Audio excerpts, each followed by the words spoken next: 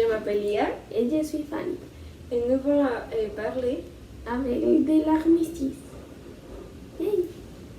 Salut, c'était d'idée de discuter de l'histoire de la Seconde Guerre mondiale en France. On se joue du 8 mai. Salut, Clara, bien sûr.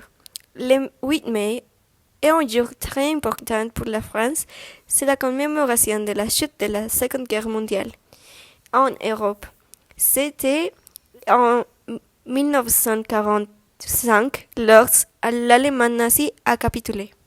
Oui, c'est la journée de la victoire en Europe. La France a beaucoup souffert pendant cette guerre.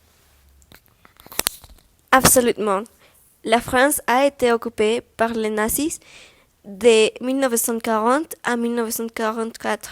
C'était une période sombre de notre histoire, marquée par la résistance et la collaboration. Beaucoup de France ont lutté pour la liberté et la France a été libérée par les forces alliées, notamment les troupes américaines, britanniques et canadiennes. Et le 8 mai 1965, c'était le jour de la libération totale.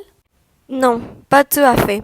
Le 8 mai 1945 a marqué la fin des combats en Europe, mais la France a dû attendre quelques mois de plus jusqu'au 25 août 1944 pour être complètement libérée de l'occupation nazie.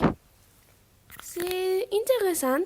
Et que se passe-t-il en France le 8 mai de nos jours pour commémorer cet événement? Le 8 mai est un jour férié en France appelé la fête de la victoire en Europe. Il y a généralement des cérémonies officielles, des défilés militaires et les drapeaux sont hissés.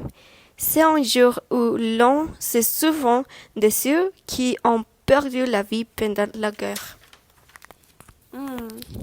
C'est un jour de commémoration important pour rappeler l'histoire et les sacrifices de cette période. Merci pour l'information. De rien, il est essentiel de se souvenir de notre passé pour ne pas répéter les mêmes erreurs. Le 8 mai est un jour où nous rendons hommage à tous ceux qui ont contribué à la fin de la guerre, comme Schuman, qui proposa une nouvelle forme de coopération entre les nations du continent européen.